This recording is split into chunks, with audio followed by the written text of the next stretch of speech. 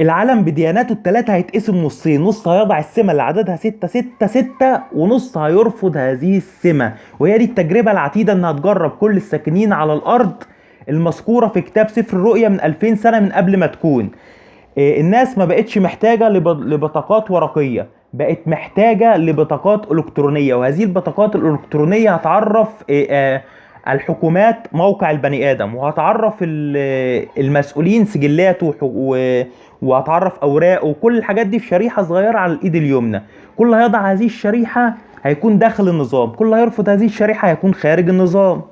ففي ناس هتكون معاهم في النظام وهتبيع وهتشتري وتتعامل مع البنوك وتتعامل مع العالم وتتناغم مع العالم، وفي ناس هترفض هذه الشريحة. كل اللي هيضع هذه الشريحة هيكون مع الشيطان وهينزل في الجحيم، كل اللي هيرفض هذه الشريحة هيكون مع الله وهيخش السماء. هي دي التجربة العاتدة انها تجرب كل الساكنين على الارض حسب المكتوب في كتاب سفر الرؤيا، حسب ما قال الملاك في الصفحة رقم 14 وراجع ورايا: ثم تبعه ملاكا ثالثا قائلا بصوت عظيم: إن كان أحد يسجد للوحش ولصورته ويقبل سمته على جبهته أو على يده، خد بالك من الكلام، فهو أيضا سيشرب من خمر غضب الله المظبوط صرفا في كأس غضبه، ويعذب بنار وكبريت أمام الملائكة القديسين وأمام الخروف، ويصعد دخان عذابهم إلى أبد الآبدين، ولا تكون راحة نهارا وليلا الذين يسجدون للوحش ولصورته.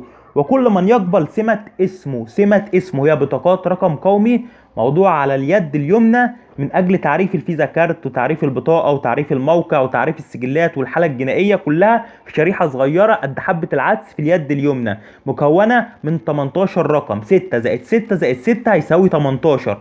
كل من يضع هذه الشريحه هيكون معاهم للحياه، اما كل من يرفض هذه الشريحه يتم اقصائه من العالم، اقصائه حرفيا من العالم، اقصائه ماديا واقصائه اجتماعيا واقصائه في كل حاجه. يا بخت يا بخت من يرفض هذه الشريحه، يا ويل يا ويل من يضع هذه الشريحة. هي دي التجربة اللي هتجرب ايه الديانات التلاتة، مش ديانة واحدة، الديانات الايه التلاتة، وهتدخل ناس السماء وهتنزل ناس النار من الجيل اللي احنا ساكنين فيه ده، من الجيل اللي احنا ساكنين فيه ده، لان خلاص الحصاد اكتمل والعالم بقى 7 مليار بني ادم، فالحصاد اكتمل والناس اعدادهم اكتملت، فهتيجي الملائكة الحصادين عشان تحصد.